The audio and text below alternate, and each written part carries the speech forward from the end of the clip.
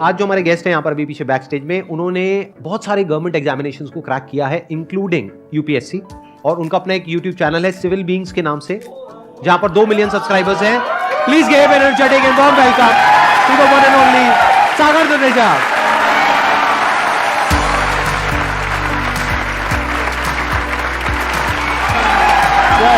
क्या हाल?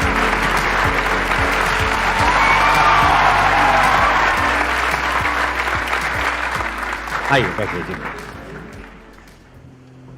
सबसे पहले मतलब आपको थैंक यू करना चाहता हूँ, बिकॉज मेरी यूपीएससी प्रिपरेशन के दौरान आपका बहुत बड़ा योगदान रहा है।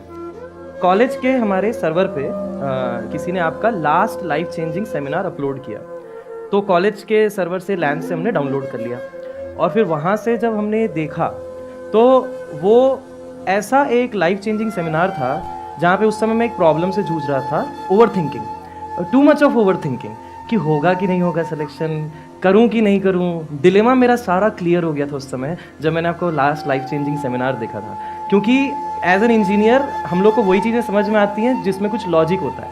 वो जो ब्लंट मोटिवेशन होता है वो नहीं समझ आता कि तुम कर सकते हो, तुम ही कर सकते हो। अरे मेरे में क्या है यार, कुछ तो बता दो।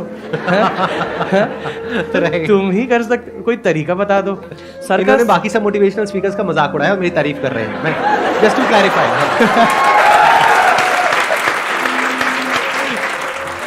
वो जो वीडियो है 2 घंटे 11 मिनट 28 सेकंड की, जिसमें 1 घंटे 12 मिनट 13 सेकंड पे ओवर थिंकिंग के बारे में बताना सर शुरू करते हैं, तो वो वाला पोर्शन तकरीबन मैंने 100 बार देखा होगा, ताकि ये इनकी बातें दिमाग में घुस जाएं कि ओवर थिंकिंग नहीं करनी है, रिजल्ट के बारे में नहीं सोचना है, बस तैयारी करनी है, मेहनत करनी है और 100% देना है। तो वो पोर्शन जो है मैंने बहुत बार देखा कि नो ओवर थिंकिंग। मेरी एक ही यही दिक्कत रही थी, और वो दिक्कत जो है आपने सॉल्व की थी। अरे वाह, क्या बात है जी। ये बहुत बड़ी बात होती है यूपीएससी को क्रैक करना, क्योंकि लाखों बच्चे चाहते हैं लेकिन बहुत कम का हो पाता है जी। आपने कब क्रैक किया? 2014 में। 2014 में आपने कर लिया था। उसके बाद फिर कितने टाइम तक आपने जॉब करी थी? 1.5 साल। मैंने यूजुअली ऐसे लोगों को नहीं देखा है जिन्होंने यूपीएससी क्रैक किया हो, उसके बाद में उनको एक जॉब मिल गई हो, फिर उन्होंने छोड़ी हो जी। तो उसके पीछे छोड़ने के पीछे का रीजन क्या था? एक्चुअली जब 2014 में मैंने एग्जाम निकाला था, 108 रैंक था मेरा। उसके बाद सर होता ये है कि आपकी ज्वाइनिंग तक के बहुत लंबा समय रहता है। आजकल नहीं रहा है, आजकल थोड़ा सा फास्ट फॉरवर्ड हो गया है। पहले 1 साल का टाइम रहता था आपकी ज्वाइनिंग तक के, तो वो 1 साल में कुछ ना कुछ तो करना है। तो उस 1 साल में मैंने पढ़ाना स्टार्ट किया, तो इंजीनियर्स को पढ़ाया और तरह तरह के सिविल इंजीनियरिंग के सब्जेक्ट्स पढ़ाए, तो उसमें मेरा इंटरेस्ट आ गया। तो हुआ यूँ कि जब 1.5 साल फिर जब जॉब किया, तो मैं ना मिस कर रहा था किसी चीज़ को, और कहीं ना कहीं लग रहा था कि कुछ ना कुछ मिसिंग है। और फिर मैंने ये सोचा कि वाई नॉट वही चीज़ की जाए जिसमें मेरे को मज़ा आ रहा है। तो फिर मैंने जॉब पूरी तरीके से छोड़ करके पूरा समय, पूरा डेडिकेशन टीचिंग को ही दिया। और टीचिंग का आपने किस तरीके से किया? मतलब अपना इंस्टीट्यूट ओपन किया या ऑफलाइन पढ़ाया, ऑनलाइन पढ़ाया, कैसे करा आपने? नहीं, मैंने ज्वाइन किया एक इंस्टीट्यूट। अच्छा। और हमारे जो सर हैं तो उन्होंने भी बहुत सपोर्ट किया। उन्होंने कहा कि आप अपनी टर्म्स पे काम करना। तो बस मेरे को इतना अच्छा लगा ये चीज़ कि सर ने इतना फ्रीडम दे दिया हमें कि आप जैसा करना है करो। तो मुझे लगा इससे बड़ी अपॉर्चुनिटी और कुछ नहीं हो सकती है, लेट्स स्टार्ट टीचिंग अगेन। तो अभी आप ऑफलाइन और ऑनलाइन पढ़ा रहे हो? हाँ। लेकिन आप उसी इंस्टीट्यूट में पढ़ा रहे हो जहाँ पर आप स्टार्ट किए 5-6 साल पहले पढ़ा रहे थे, और जबकि आपको ऑफर्स अच्छे खासे आ रहे होंगे। आई एम 100% श्योर उससे तो बहुत बेटर आ रहे होंगे फाइनेंशियली। हाँ, बहुत बहुत बहुत ही ज़्यादा। लेकिन तो फिर क्या रीजन है, आप क्यों नहीं छोड़ते और क्यों कहीं और नहीं जाते? उसके आप बताइए, आप यूट्यूब चैनल को मोनेटाइज क्यों नहीं करते?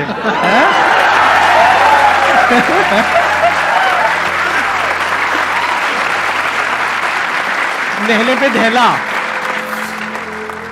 कुछ चीजें होती है ना जो एथिक्स और मॉरल से एसोसिएट हो जाती है, और एक लिमिट के बियॉन्ड ना फिर वो एथिक्स मॉरल्स फिर रखना अपने अंदर वो ज्यादा वैल्यू करता है रादर देन स्विच करना। उसके अलावा आपने और भी कई सारी गवर्नमेंट की जो एंट्रेंस एग्जामिनेशंस होते हैं उसको क्रैक किया है? बहुत सारे, यूपीएससी के अलावा सारे जितने दिए सब, जितने भी हैं सब क्रैक किए हैं? मतलब जितने मैंने दिए हाँ सभी क्लियर किए।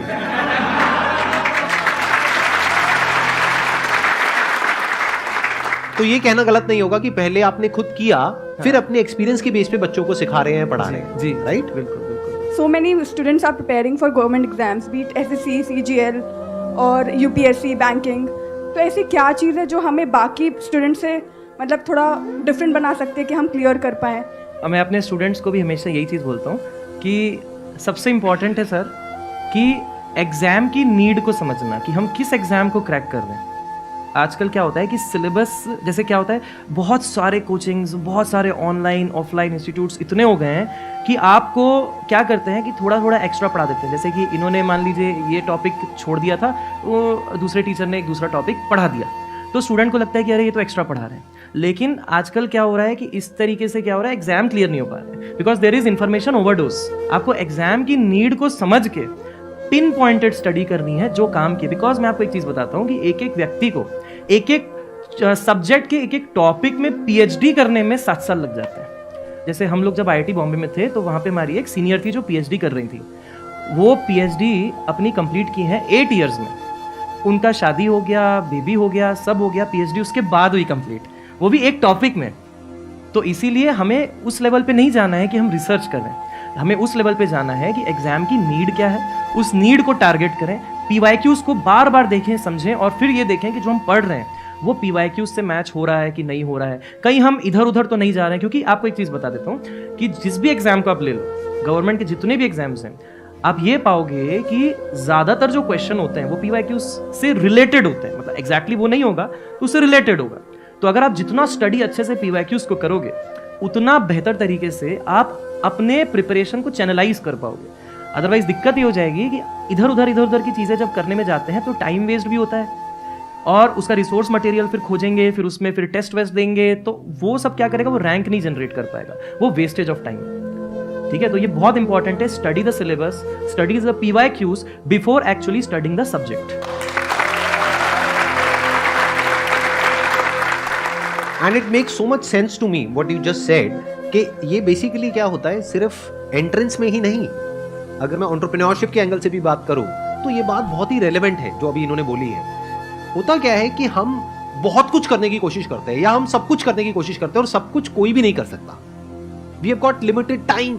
तो उस लिमिटेड टाइम में आप क्या कर रहे हो, उस टाइम को कैसे यूज कर रहे हो, वो बहुत इंपॉर्टेंट होता है। चाहे आप बिजनेस कर रहे हो, चाहे आप पढ़ाई कर रहे हो, इस बात को ध्यान से समझ लेना। मतलब मैटर ये इतना नहीं करता है कि आप क्या कर रहे हो उस टाइम में, मैटर ये करता है कि क्या नहीं कर रहे हो, क्या छोड़ रहे हो। एग्जैक्टली ये बहुत एक्सपीरियंस की बाद में ये बात समझ आती है। जो बात अभी इतने आराम से इन्होंने बोल दी ना, ये बात जल्दी से लोगों की बुद्धि में घुसती नहीं है। You need to have a clear focus. जैसे एक एंट्रेंस एग्जामिनेशन की बात करी जाए तो उसमें एब्सोल्युटली क्लियर होना चाहिए, एक पैटर्न देख करके ये लास्ट 10 ईयर्स का क्वेश्चन पेपर्स का ये पैटर्न है, उस पैटर्न के हिसाब से आपको समझ आ जाना चाहिए ये मेरा दायरा है, फिर उसके हिसाब से स्टडी करनी है। उसके बाहर जो कुछ है वो छोड़ देना है। मान लो 10% पॉसिबिलिटी है कि उसके बाहर से भी कुछ आ जाएगा, बट वहां पे अपना 90% टाइम क्यों लगा रहे हो। एग्जैक्टली 80-20 का रूल चलता है लाइफ में। 20% of the efforts generates 80% of the results. तो मैटर ये करता है वो 20% एफर्ट कहां जा रहा है आपका। और हम यही गलती कर बैठते हैं, मेहनत करते हैं। देखो मैं दिन में 16 घंटे पढ़ रहा हूं, 18 घंटे पढ़ रहा हूं, तो किसी को दिखाने के लिए पढ़ रहे हो, किसी को कुछ प्रूव करना है या एंट्रेंस क्रैक करना है। इसको ऐसे देखो, मेहनत किसे कहते हैं, जहां पे कुछ एफर्ट करना पड़े, बिल्कुल, और एफर्ट करने में मजा ना आए। क्लियर, यही है ना मेहनत की डेफिनेशन। बट अगर आप कहीं पर एफर्ट कर रहे हो और रिजल्ट गारंटेड है, उसको मेहनत कहोगे या वो मजा हो गया। बहुत सारे लोग तो जाते हैं, ट्रैकिंग करते हैं, ये करते हैं, वो करते हैं, माउंटेन क्लाइंबिंग करते हैं, उसको उसके मेहनत भी नहीं पैसे बोलते, लगते हैं, वो भी उसको मेहनत नहीं बोलते, उसको एडवेंचर बोलते हैं। जबकि मेहनत वहां पर भी हो रही है, बट वो एडवेंचर है। क्यों? क्योंकि मजा आ रहा है। तो जिस काम में मजा आता है वो एडवेंचर हो गया। तो ऐसे ही अगर आप मेरी लाइफ को ध्यान से स्टडी करोगे, मैंने कभी मेहनत करी नहीं, मुझे पता ही नहीं मेहनत क्या होती है, एडवेंचर पता है मुझे। क्यों? क्योंकि मैंने हमेशा फिगर आउट करने की कोशिश करी है कि जो मैं कर रहा हूं वो क्यों कर रहा हूं, उसके पीछे क्या रीजन है, उससे क्या होने वाला है। तो जब ऐसे हम समझ करके करते हैं ना किसी भी काम को, तो वो एडवेंचर हो जाता है। तो ये एडवेंचर में और मेहनत में अच्छे से हमको फर्क पता होना चाहिए। तो your this journey to crack an entrance exam, जो अभी आपने बात करी थी, that could be adventurous, that could be fun. क्योंकि जो 99% लोग नहीं कर पा रहे, आप वो कर पा रहे हो। और अगर आपको क्लियर समझ आ रही है ये बात, तो आपकी करने की पॉसिबिलिटी बहुत बढ़ चुकी है।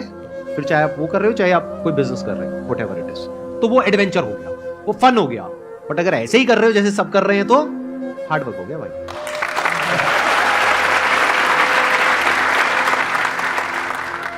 सर माय क्वेश्चन इज कि जब हम कुछ भी एक टॉपिक पढ़ते हैं या एक सब्जेक्ट पढ़ते हैं, वो टाइम इतना कंज्यूम हो जाता है वहाँ पे कि हम अदर सब्जेक्ट्स को टाइम नहीं दे पाते हैं। और एट द एंड जब हम रात को एनालिसिस करते हैं कि हमने होल डे में क्या किया है और कहाँ पे हम लैग कर रहे हैं, तो फिर हमें गिल्टी भी फील होता है, रिग्रेट भी हो रहा होता है। इस चीज़ को, इस प्रॉब्लम को हम कैसे ओवरकम कर सकते हैं? ये एग्जैक्ट सेम प्रॉब्लम मेरे प्रिपरेशन के दौरान भी मुझे हुई। तो मैंने अपने आप से कुछ सवाल पूछे, मैं आपसे भी वही चीज़ पूछता हूँ। ये टाइम टेबल बनाया किसने? काइंड ऑफ लाइक हम नहीं, खुद ही किसने डिसाइड बनाया? करते खुद ही हैं। डिसाइड। Yes, टारगेट पूरा कौन नहीं कर पाया? हम खुद ही नहीं कर पाए। किसको दोष दिए? अपने आप को। अपने आप को। Yes. तो अगले दिन टाइम टेबल को मॉडिफाई भी तो करना पड़ेगा।